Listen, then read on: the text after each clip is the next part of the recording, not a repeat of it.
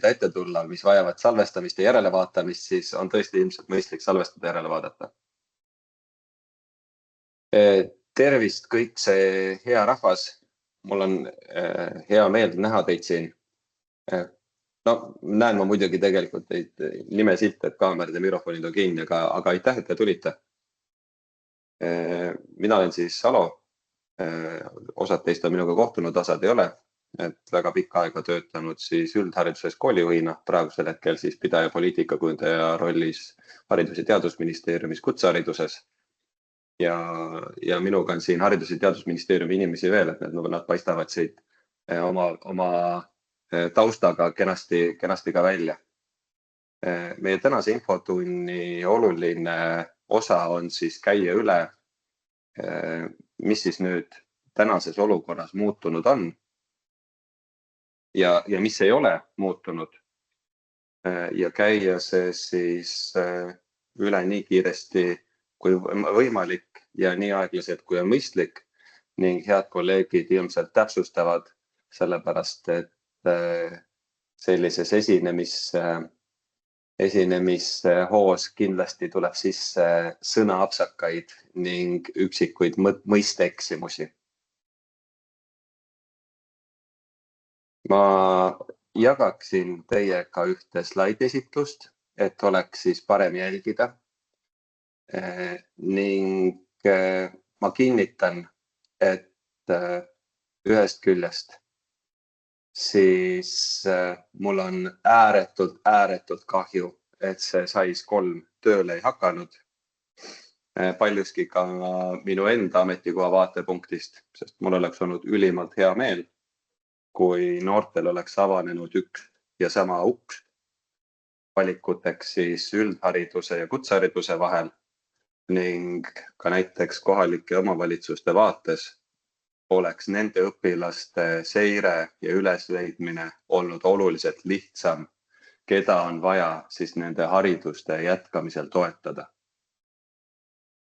Aga kõrge kvaliteet nõuab mõnikord rohkem aega, nii et järgmisel aastal siis see ühine uks ning selline väga hea seireplatvorm siis on juba töös ning aitab meid kõiki siis järgmiste sammudega. Nõnda, ma teen oma parima. Huvitav, me oleme selles süsteemis olnud mingisugune tubli 4 aastat. Ehk siis alates Covidist. Ja endiselt käib see, et ma teen nüüd oma parima, et püüda näidata ja vaadata, kas tehnoloogiliselt asjad hakkavad ka tööle. Aga näed, ilmselt hakkasid. Ma usun, et slaidid on teil ees. Ja, aitäh Elo noogutuse eest. Ma kõike nagu ei näe, aga ma hea meelega käiksin selle slaidiesituse läbi ja ma kinnitan, et kõikidele teie küsimustele ma ilmselt vastata ei oska. Ma toon kohe näite. Ilmselt üks küsimus tuleb hästi detailne, väga konkreetse õpilase tausta, väga konkreetse kooli kohta ja selline. Kuidas te endale ette kujutate? Ma ausalt vastan, ma ei kujuta ette. Ma ei tea seda õpilast, ma ei tea seda konkreetset kooli konteksti. Võimalik, et seal on õiguslik kiire vastus, võimalik, et seal on korralduslik kiire vastus, aga täiesti võimalik on see, et tegelikult selle vastuse leiate kõige paremini kas teie või leiab kool, kes teab hästi siis konkreetset õpilast, konkreetseid võimalusi, konkreetseid ressursse.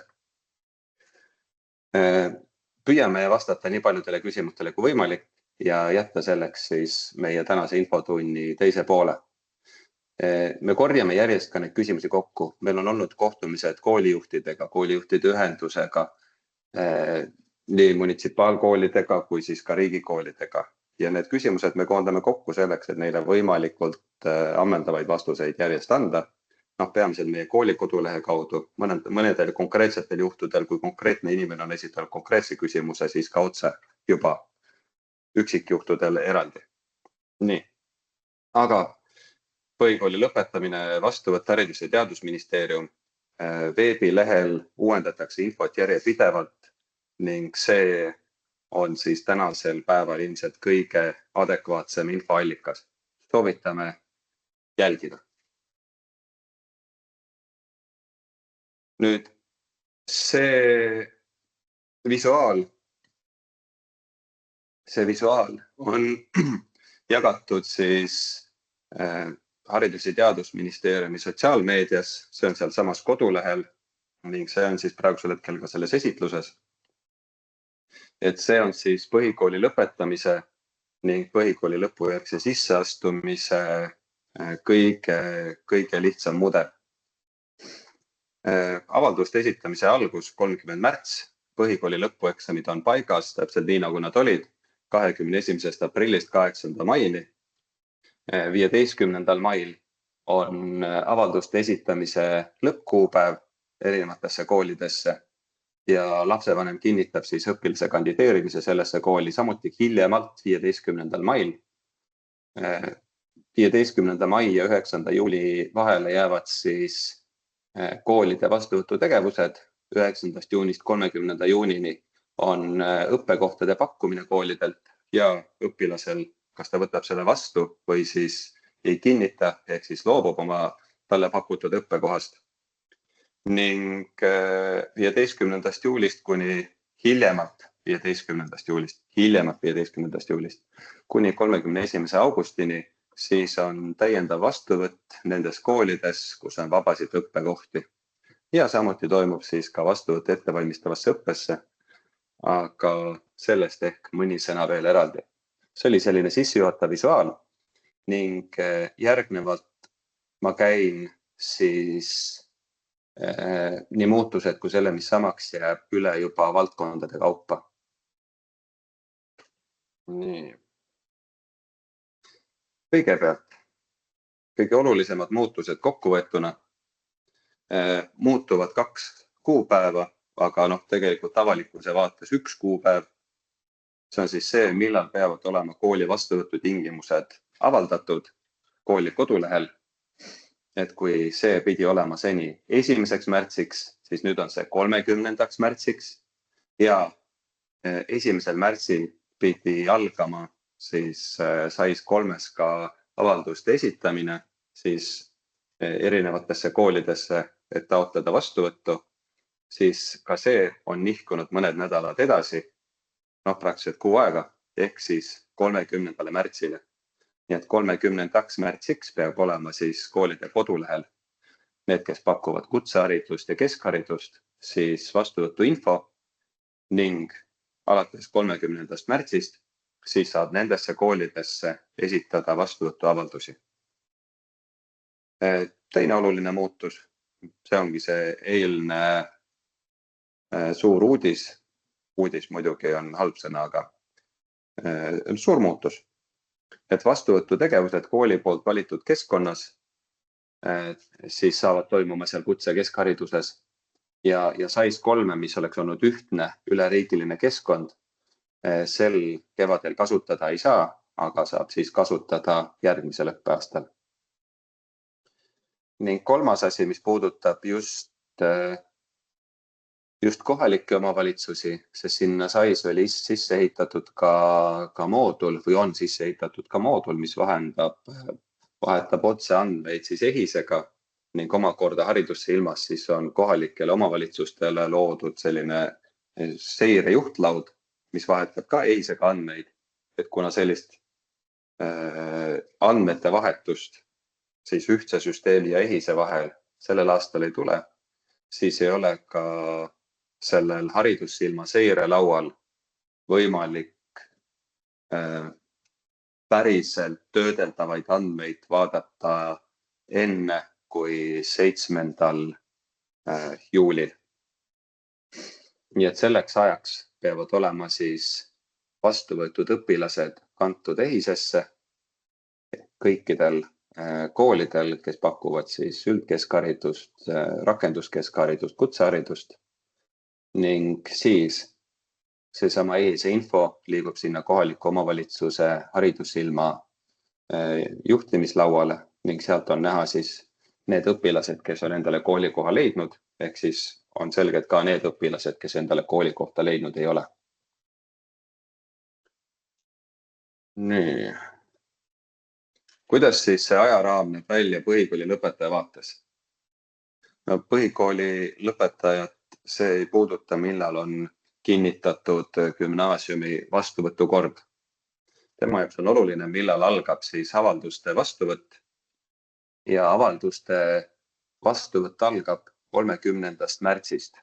Kestab, lõpptähtaeg on sama, mis ennegi, kuni 15. maini. Nüüd, mis põhikooli lõpetaja vaates erineb, kui seni oli see siht, et ta logib sisse ühte süsteemi, kus on siis kõik Eesti järgmise taseme haridusvõimalused olemas, siis nüüd ta peab käituma nõndaviisi nagu õpilased varasematel aastatel ehk tema eelkäijad, et ta peab ise leidma teda huvitavad koolid, vaatama, millised on siis nende koolide vastuvõtu tingimused, sealjuures ka avalduse esitamise viis ja vorm ning esitama siis oma avaldused vastavalt sellele, kuidas on see koolide vastuvõtu korras ette nähtud. Ja tagumine aeg avaldust esitada on siis 15. mai. Avaldusega esitamisega käib kaasas ka vanema kinnitus ja see võib olla ka erinevas vormis. Vastavalt sellele, kuidas on kooli vastuvõtu kord seda ette näinud. Kasutusele jääb või saab uuesti olema tulnud, milline kaunis eestikeelne konstruktsioon. Kasutusele saab uuesti olema tulnud vähemalt 2 suuremat elektroonilist. Kutseõppeasutused on aastaid kasutanud ja kasutavad ka sel aastal süsteemi SAIS2. Mõned üldhariduskoolid ka seal juures ja päris palju ja päris suure mahuga on gümnaasiumid kasutanud eraturul pakutavat sisseastumine e-keskkonda ja ka sel aastal siis need kokkulepped on loomisel sündimas, et seda keskkonda saab kasutada. Ja mõnel juhul see avaldus ja lapsevanema kinnitus käib siis elektroonilise süsteemi kaudu, aga kui see on kooli vastuvõtu korras ette nähtud, siis tegelikult võib olla ka see, et õpilane peab tulema koolimajja koos vanemaga ja kirjutama paberile alla. Et see on juba see vastuvõtu korra lahendus ja selle lepib kool siis kokku. Eelkõige kehtestab ise keskis, aga vajadusel siis selle sama elektroonilise teenuse pakkujaga või nii nagu selles elektroonilises teenuses võimalik on. Vanema avaldusega on muidugi see konks, et määrusesse jääb sisse punkt, et kui vanem annab selle avaldusele kinnituse või kui ta ei reageeri üldse, siis loetakse kinnitus antuks. Et kui vanem ei anna kinnitust, teeb märk elektroonilises süsteemis, ei kinnita või siis saadabki selle kooli poolt ette nähtud vormil, ei kinnita, ei ole nõud. Et ainult sellisel juhul ei ole sellel avaldusel vanema nõusolekut. Ehk siis ühegi õpilase kandideerimine ei jää selle taha, et tema vanem töötab välismaal, ei saa seda nõusolekut anda. Tema vanem lihtsalt magas selle õige hetke maha. Et tähtis on õpilase tahteavaldus ja tähtis on see, et vanem sellest tahteavaldusest ei keelduks. Edasi tuleb põhikooli lõpetajal järjest siis sooritada põhikooli lõpueksamid. Need siis on vahemikus 21. aprillist kuni siis valikeksamini 8. mail. Ja edasi siis vajadusel algab see sisseastumiskatsete läbimine. 16. maist ehk järgmisest päevast pärast avalduste esitamise lõppu kuni 8. juunini ehk siis eelneval päeval enne siis kooli kutsete väljasaatmist, siis saavad vastuvõtvad koolid, jällegi kutseõppeasutused, üldhariduskoolid, teha sisseastumistegevusi. Et sisseastumistegevused saavad varieeruda. Mõnel juhul kool ei tee üldse. Ütleb, mina võtan vastu keskmiste hinnete põhjal punkt. Sellisel juhul sellel põhikooli lõpetajal ei olegi tarvis muud teha, kui hästi õppida, et need keskmised hinded oleks seal lõputunnistusel nii suurepärased kui võimalik. Mõnel juhul on vestlus, mõnel juhul on test, mõnel juhul neid variante on palju, neid on koolid varasematel aastatel ka teinud ja mingitel juhtudel on need ka kombinatsioonid siis erinevatest nendest lahendustest. Näiteks põhikooli lõpueksami tulemused, siis üldpädevuste test ja vestlus ka veel, aga see siis sõltub juba kooli vastuvõtu korrast, milliseid sisseastumise tegevusi ehk siis sisseastumiskatseid ta oma vastuvõtu korras ette näeb. Oluline on see, et need oleksid ühetaolised võrdsed ehk kohtleksid sisseastujat õiglaselt võrreldes teise sisseastujaga. 8. juunil siis peaks olema koolidel, kes vastu võtavad, formeeritud oma pingrida, oma nimekiri, kellele kutseid saata ning 9. juunist kuni 30. juunini siis toimub kutsete saatmine ja vastuvõtmine. Koolid saadavad siis vastavalt nimekirjale või pingereale tulemustele oma kutsed välja, et õpilane asuks õppima selles koolis ja õpilasel on pärast kutse väljasaatmist 3 tööpäeva kaaluda, kas ta võtab kutse vastu või ei võta. Mitte reageerimine loetakse siis kutse mitte vastuvõtmiseks. Loomulikult seab see 9. klassi õpilased pinge alla, aga pinge all on olnud nad kõik need aastad ja järgmisele tasemele õppima asumine on kindlasti nende jaoks oluline ja nad jälgivad seda, kas need kutsed tulevad, kuidas need kutsed tulevad ja siis otsustavad ka, kas see vastu võtta või mitte. Kui näiteks õpilane saab sealsamas 9. juunil kutse 3 erinevast kutse- või keskharidust pakkuvast koolist, siis õpilane valib nendest ühe ja ütleb 2 ära. Ta võib ka kõik ära öelda, aga ta kõiki valida ei tohi. Kui õpilane on öelnud kutse ära, siis kool, mille õppekohast ta loobus, siis saab saata kutse siis selles nimekirjas paremusjärjestuses järgmisele õppurile. Kui õppijal on aega kutset vastu võtta kuni 3 tööpäeva, kaaluda, kas see on see koht, kuhu ta minna tahab, siis koolil sellist reeglit ei tule, et tema peab saatma välja järgmisel minutil, järgmise 24 tunni jooksul, järgmise 3 tööpäeva jooksul kutse siis järgmisele õpilasele.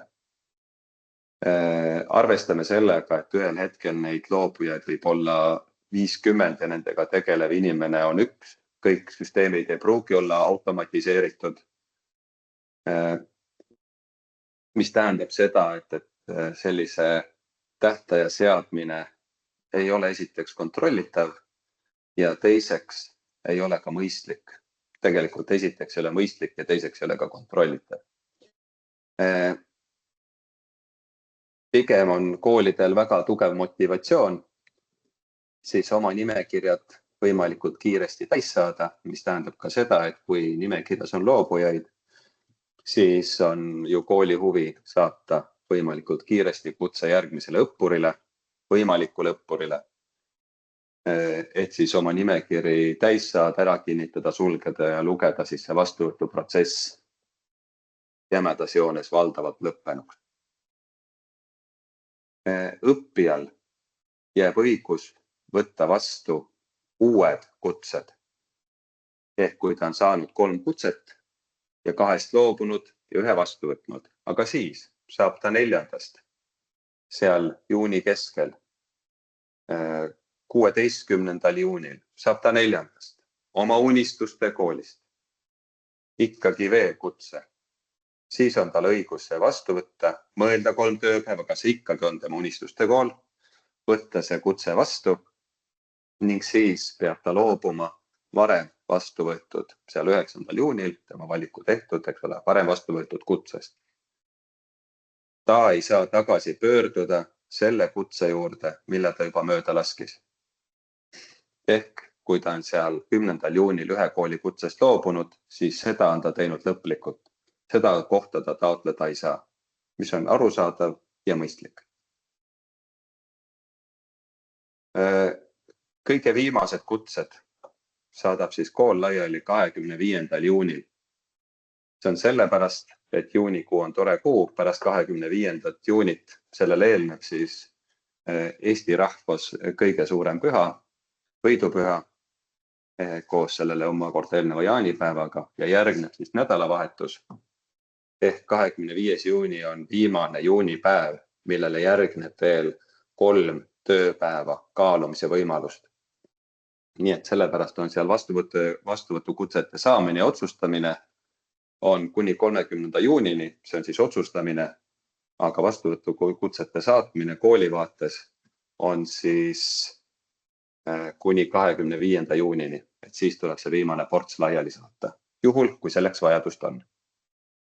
Ning põhikooli lõpetaja, kui ta ei ole kutset saanud ühtegi kooli või on kõikidest loobunud, siis õpikohustus kehtib talle ikkagi ning siis, kui see vajadus tekib, peab ta osalema täiendaval vastuvõtul. Täiendav vastuvõtt varieerub kooliti. See on siis 1. juulist kuni 31. augustini on see vahemik, millal täiendav vastuvõtt toimub. Täiendav vastuvõtt tuleb avada hiljemalt 15. juulil ja võib lõppeda ka varem kui 31. august. Ehk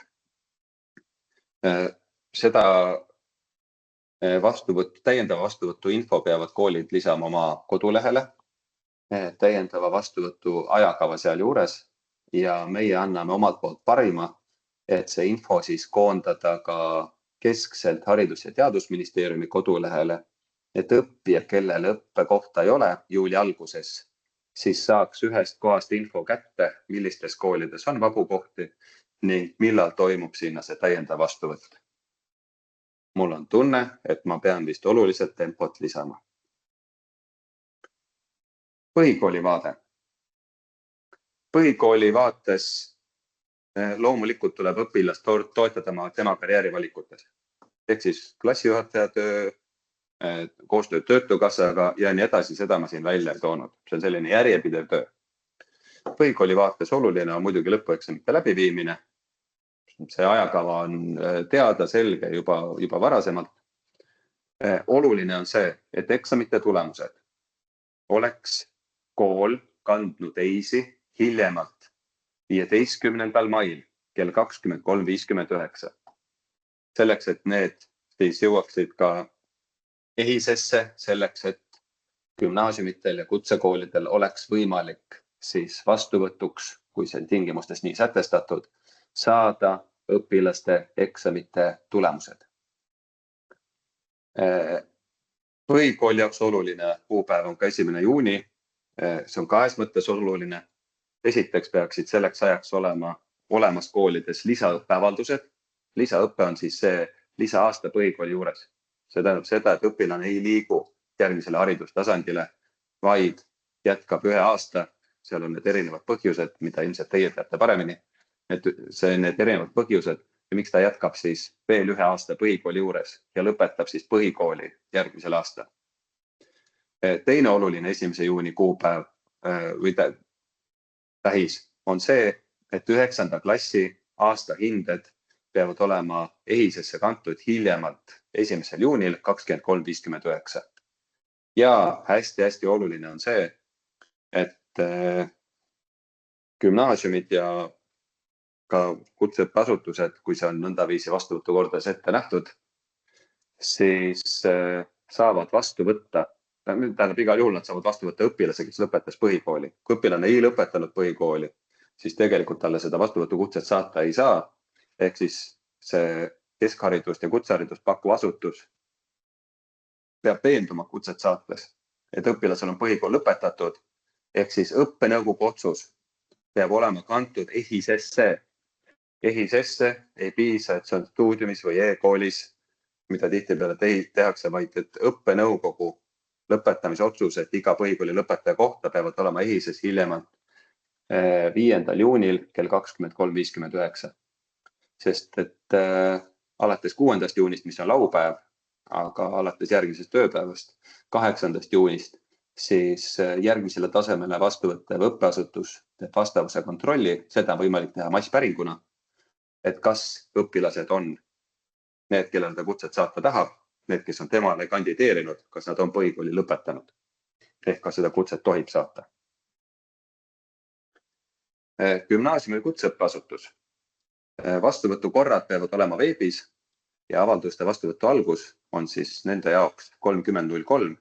Tarvis on siis sätestada tingimused, kuidas siis neid avaldusi esitatakse. Kuidas siis vanem annab kinnituse.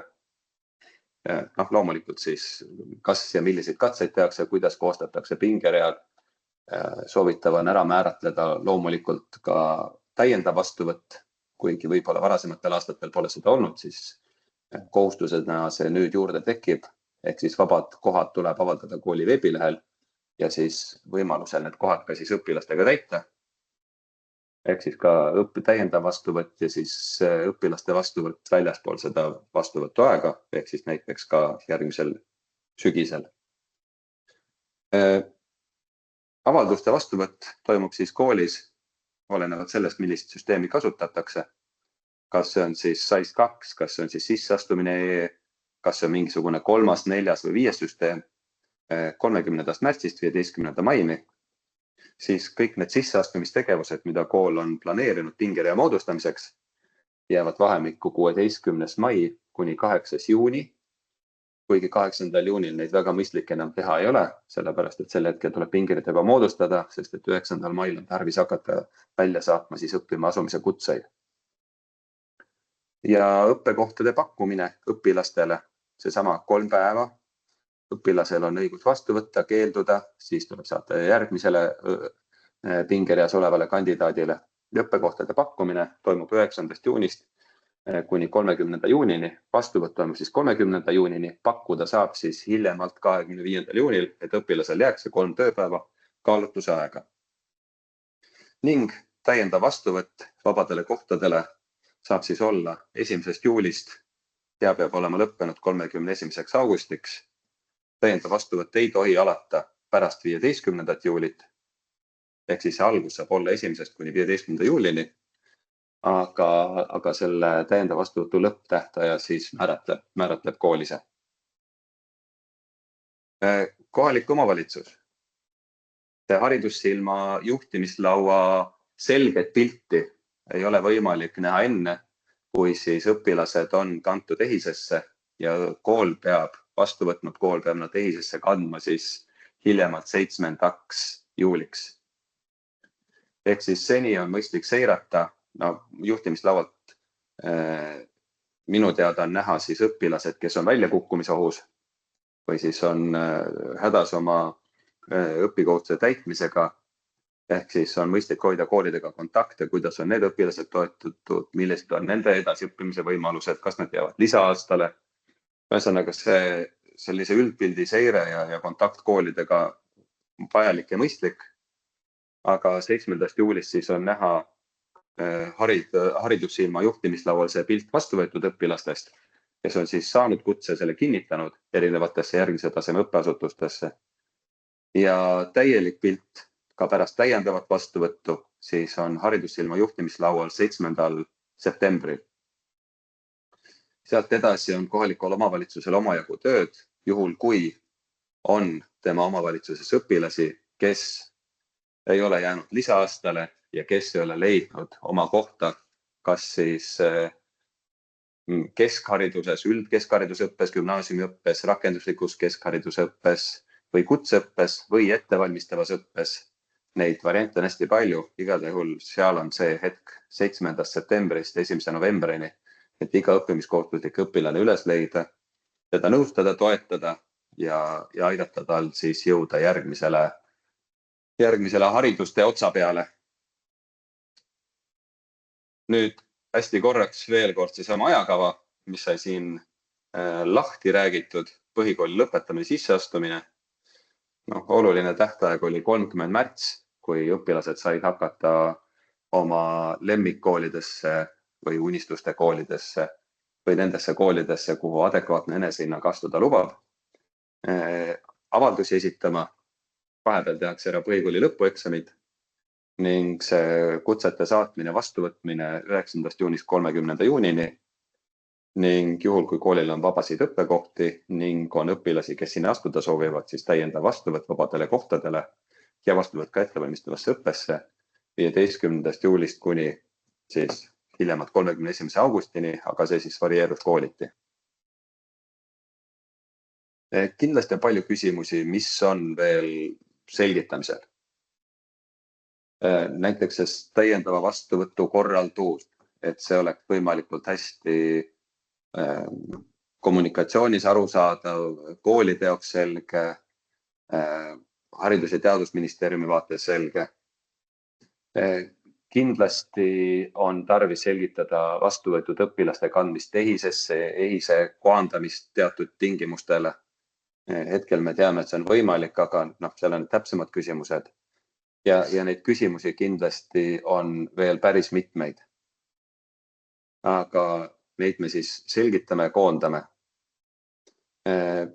See oli minu lühike ülevaade siis sellest protsessist, kuidas siis muutunud tingimustesse sisseastumine, põhikooli lõpetamine, sisseastumine ajakava mõttes ja protsessi mõttes käib ning lõpetan jagamise ära ja avan mikrofoni küsimusteks ja tähelepanekuteks, kuigi näen, et see vestlusringis juba käib. Ja, et kuna mikrofonid on vaikistatud, et siis palun andke käega märku, kui tahate küsida ja siis me saame teile mikrofoni avada, et siis saate küsida oma häälega. Aga seni on vestlusesse tulnud 2 küsimust, mille meie hea kolleeg Riin on küll juba ära vastanud, aga võib-olla Alo, sa käid selle laivis üle, et kuna me salvestame, siis inimesed saavad kuulata ka, kes siin osalevad, kuidas nendega siis täpsemalt on, et üks käib selle kohta, et millal see uuenenud õigusakt vastu võetakse ja kuidas siis toimetada nende õpilastega, kes on vastu võtnud mitu kohta. Väga hea. Mõlemad on täiesti asjalikud küsimused. Õigusakti muutmise eelnõu, just selle vastuvõtmise kuupäeva ma kindlasti kinnitada ei saa, aga õigusakti muutmise eelnõu tuleb järgmisel nädalal. Need sõnastused on ettevalmistatud kooskõlastamisel ja tegelikult neid õigusakte on ju 2, sest et selle kõrval paralleelne õigusakt on kutseõppeasutuse õpilase vastuvõtmise väljaarvamise kord. Nii et täna salvestusel vaatan kaamerasse, ütlen järgmisel nädalal. Ma loodan, et te vaatate järgmisel nädalal uuesti ja siis ma ütlen uuesti, see on nagu kohatu nali küll, aga see, et homme hakkan õppima. Aga see on töös nii kiiresti kui võimalik ja kiiremini ei ole võimalik kui järgmisel nädalal. Kuidas tagada, et õpilane ei võta üheaegselt vastu 3 kooli kutset? See on selle tänase päeva kõige suurem murekoht. Et ta võib vastu võtta 3 kooli kutse ja ka kinnituse ära saata ja pärast võib vastu võtta ka 4. kooli kutse ja 5. kooli kutse. Kui suur see murekoht on? Täna me ei oska hinnata seda. Eks koolil, me võime õiguslikult ka määratleda, et kooli õpilasel on kohustus võtta vastu ainult 1 kutse ja ülejäänud tagasi lükata. Aga selle kontrollimehhanism tegelikult on keeruline. Et mure on teada, me oleme EHIS-e arendajatega siis juba moodsas ametniku keeles selle kaardistanud, see on töölaual ning põrgatame erinevaid lahendusi. Sisuliselt on see, et me otsime võimalust, kuidas siis koolid näevad EHIS-es, kas õpilane on registreeritud kooli või mitte. seal on ka, eks ole, õigusliku aluse küsimus, kas ta tohib näha selle kooli nime, kuhu ta on registreeritud. Kui õpilane on kandideerinud, ta kantakse EHIS-esse, teine kool kannab ta ka EHIS-esse, siis kindlasti on võimalik võtta ühendust õpilasega, et millises koolis ta siis sees on ja kumma kooli ta siis päriselt valib. See on hetkel administratiivne koormus koolile ja siin ei ole hetkel silmapaistvad, vaid häid lahendusi. See on maksimaalselt teha eeltööd. Ehk siis, kui sa võtad kutse vastu, loobu teistest. Kui sa võtad kutse vastu, anna teistele koolidele teada, et sa oled sellest loobunud. Kui ta võtab mitu kutset vastu ja järjest kutseid vastu, siis see hetkel me ilmselt sellele enne ei saa, mis see on siis näppu peale, kui koolid on oma andmed EHIS-esse kandnud. Ehk siis juuli alguses. Ma kardan, et see probleem tekib päris palju meie kutseõppeasutustel. Ma olen selle üle mures. Ehk ka eelmise aasta vastuvõtt ja üle-eelmise aasta vastuvõtt näitasid seda, eelmise aasta vastuvõtt eriti, et kui keskustes, eriti Tartus, aga Tallinnas ja Pärnus samamoodi avanesid lisaklassid ja tehti siis neid õppekohti juurde, siis need, kust õpilased ära kadusid väga kiiresti ja mõnikord sellest ka teada andmata, olid siis kutseõppeasutused. Nii, aga hetkel rohkem küsimusi ei ole. Kas keegi sooviks küsida? Kohe üks moment. Härra Ojaveer, teil on nüüd mikrofon võimalik avada, saate küsida.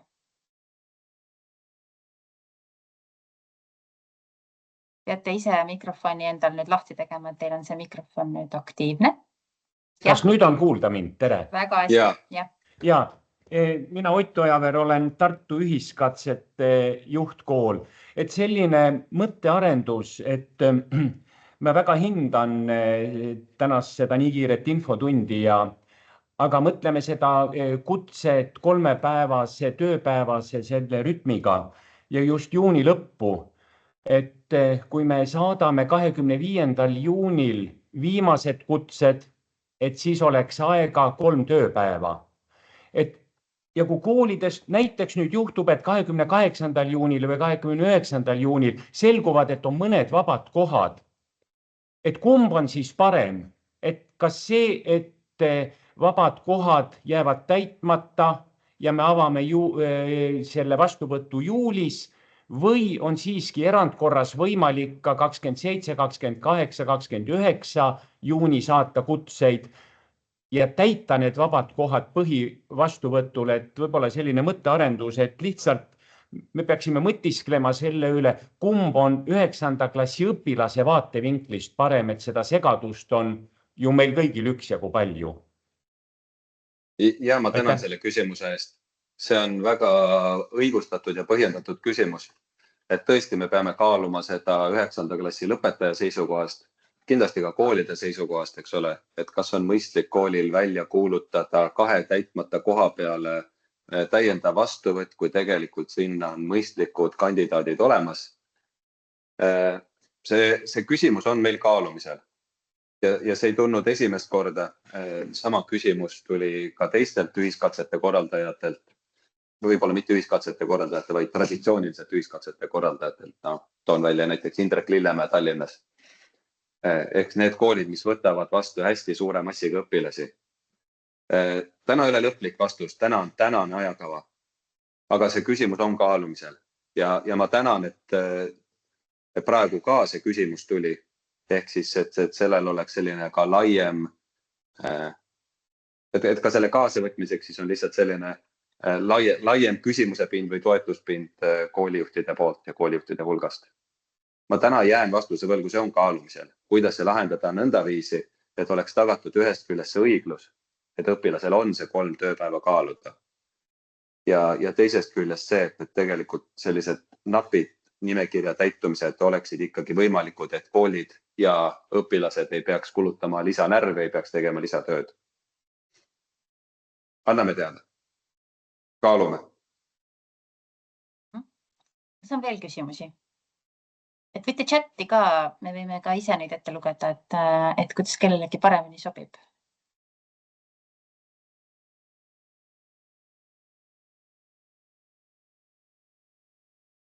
Nii, no tundub, et ei ole.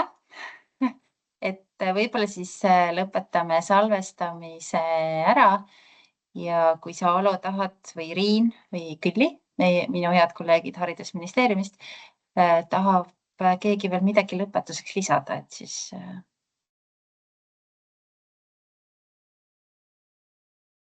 Paistab, et ka kolleegid... Mina tahan. Ma tänan kõiki, kes tänasele infotunnile jõudsid ja ma näen ka küsimustest, et siin ei ole mitte ainult kohalike omavalitsuste esindajad. Tahan rõhutada üle 2 aspekti. Üks on see, et ametlik infokanal on Haridus- ja Teadusministeeriumi kodulehekülg. Seal on põhikooli lõpetamise ja vastuvõtu alamleht olemas. Igasugused küsimused, need suunatakse sealt õigete inimesteni, on teretulnud aadressil info@hm.ee ehk siis